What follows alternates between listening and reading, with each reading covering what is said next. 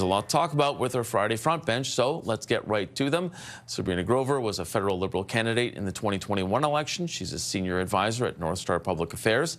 Melanie Paradis is a former communications director to Aaron O'Toole. She's now the president of Texture Communications. Former interim NDP national director Carl Belanger is also here. He's now the president of Traction Strategies. And we also have CTV News national correspondent Rachel Aiello. Welcome to you all. Thank you all for being here.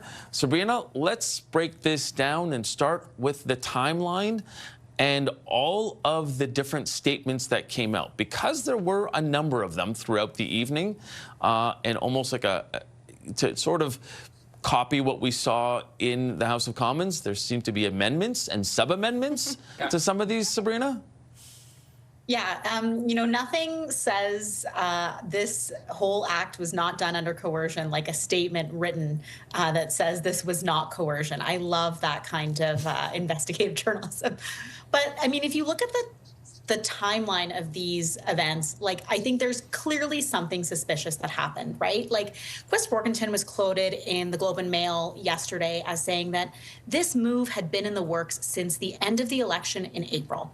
Well, if that was true, then why did Damien Carrick give up his seat in Alberta instead of Matt Jeneroux in Edmonton, and why didn't Pierre run there? There's just a lot of things that don't make sense on the Conservative side.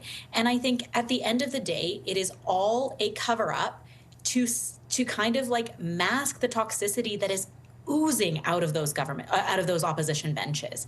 And one of the things that I think Pierre Poilievre and the Conservatives now need to be really concerned about is if that loose, flimsy duct tape over whatever was holding back leaks and switches and crosses and whatever it was, that's now come off. And I think that Conservative benches tend to eat themselves alive. I think that there's a real dichotomy between, that old elected Conservative bench and this new set of MPs that might have a real loyalty to Pierre Poilievre. And in the background, Jenny Byrne is still hanging around. And that was annoying to Conservatives at the end of April, and I'm sure it's not welcoming to them now. So I think there's a lot that Pierre is dealing with, and I think this is just the start. Mel, as the Conservative on this panel, I'm going to get to you, but I know that Carl also wants to address the coercion, and part of the reason is because I want to give you some time to gather your thoughts on this one. I'm pretty sure you're going to have something else to address after Carl says his piece. Carl? Well, Mike, what is the first rule of Fight Club? You do not talk about Fight Club. And yet, here we are. He's talked about it. And I think it's unfortunate that we are in this situation. And frankly, Matt Jeneroux is a very decent guy. I like him. I think he was well respected and well liked across the aisle and with the other parties. But the allegations swirling around, and I've heard some pretty wild stuff so far. Right. It cannot just stay like that. I mean, I heard former Prime Minister Harper, Director of Communication, Dimitri Soudas, on the air talking about heavy arm twisting from the Conservative Party to force him into this direction. It doesn't make any sense, as Sabrina said. So I think you need to clear the air, because, if this was blackmail, if there was actual blackmail, it's criminal activity. It's criminal code offense. You cannot just do that. Yeah. So we need to clear this up. We cannot just leave it like that. And furthermore, why is he resigning in the spring if he wants to spend more time with his family? Like, his family doesn't want to spend time with them this fall or before Christmas? Or he has to wait the spring? It doesn't make any sense. Yeah, and Rachel, to that point, I mean, we were all sort of following the timeline yesterday. And then even some of the reaction that we've seen as well, and to Carl's point of Fight Club, which I'm going to go ahead and assume is the coercion part of it, but it's kind of like if you're explaining, you're losing, right? Yeah. Well, and also to the point of you're going to stay on until the spring. Sure, that buys Poilievre some time to get through the leadership test. But as we saw play out in the House of Commons this week, if they were kind of banking on Jeneroux staying so they have a vote on the Conservative side, another opposition vote against the government, that didn't bear out this week. Matt Jeneroux did not vote on the Conservative sub-amendment to the budget, a confidence matter. He did not vote today on the block amendment on a confidence matter. So maybe that is just circumstantial of this week. Clearly, he's got a lot going on. So we're watching to see how that plays out if he is back and voting with the government. But if he is just kind of like a lame duck MP holding on to that seat to save face for Poilievre, there's going to be some more questions. Okay, Mel, you've had some time to think about what you want to say. and I have a feeling you have a lot to say as well. So I'm not going to just say take it away, but how difficult is this to manage when you consider all of those different threads that are out there and everything that everybody on this panel has already brought up? Yeah, the speculation and the insidious nature of caucus leaks and caucus divisions are incredibly difficult to manage, and I know that really well because I worked for Aaron O'Toole, and we experienced this. A lot of this. I mean, there wasn't anyone who defected, but it's still a very similar feeling to have a kind of a two-front war. So on one hand, this is budget week, and you're trying to maintain the message track of the leader of the opposition, bringing an alternative to Canadians. He did a good job talking about that today in Toronto, trying to deliver that message and break through. But when it's a two-front war. When you're trying to do that while also reacting to a real challenge within caucus, with divisions, with mistrust. It makes it very difficult for the leader of the opposition to do his job, and it makes it really difficult for the party to be successful. I remember exactly where I was when I received a phone call from a journalist informing me that there was a letter that caucus had signed, that members of caucus had signed, to initiate the Reform Act against Aaron O'Toole. And in the days that followed, there were a lot of different stories about who was going to vote which way. And depending on who called them, it would be a different version of how they're going to vote. So I know how this can really erode trust within caucus. So I think it's super important for caucus to tighten ranks and for Pierre Poilievre to do whatever it takes to facilitate that. So Mel, leading up to the budget, because that is not this coming up Monday, but the next Monday, what do you think, Mel, if you were advising Pierre Poilievre, what should he be doing? What should he be doing in the next 7 days?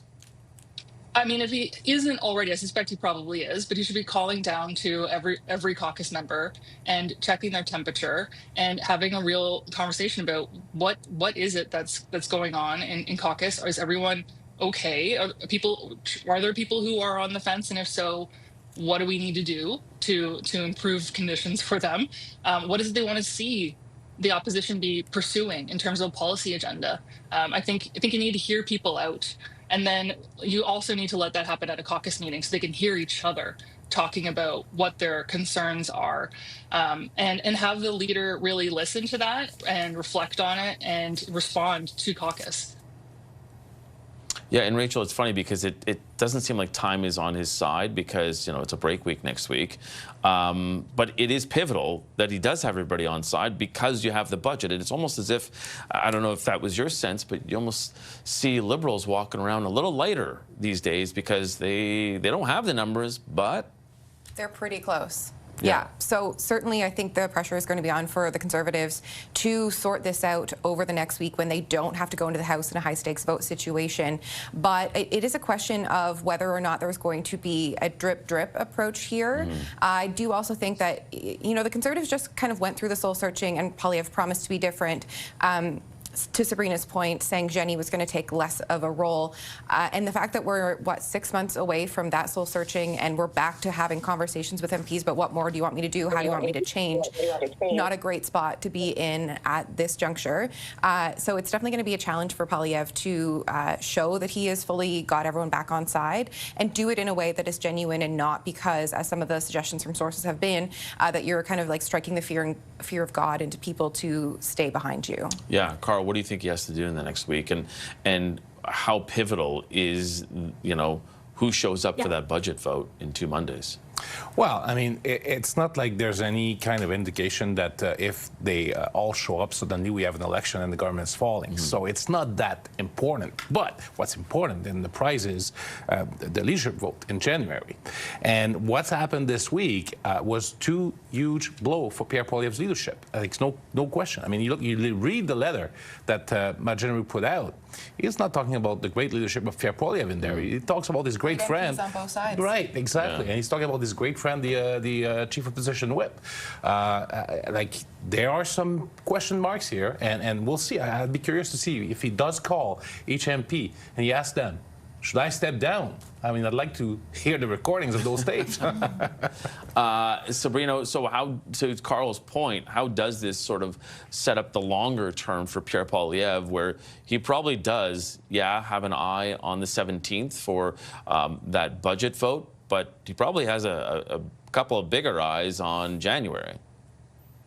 I mean, already, I think the process to get to January and the process that Pierre was taking to get to his leadership review was very odd. You know, it's very unusual for a leader who is confident to be kind of desperately calling different people to find out if he's going to be secure in that position.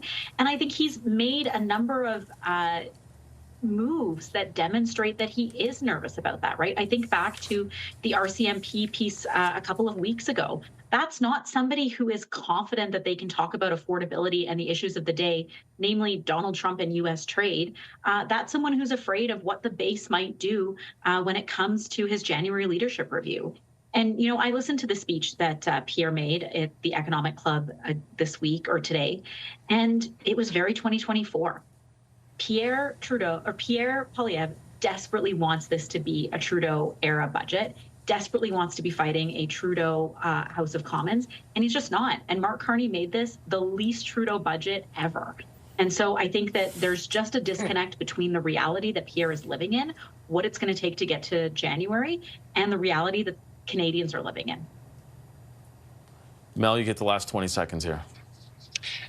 It's really hard to communicate effectively when you're in opposition and you are constantly just trying to respond to the government. And budget week is the hardest for that. I think Pierre Poilievre did present some good alternative ideas today at his economic forum.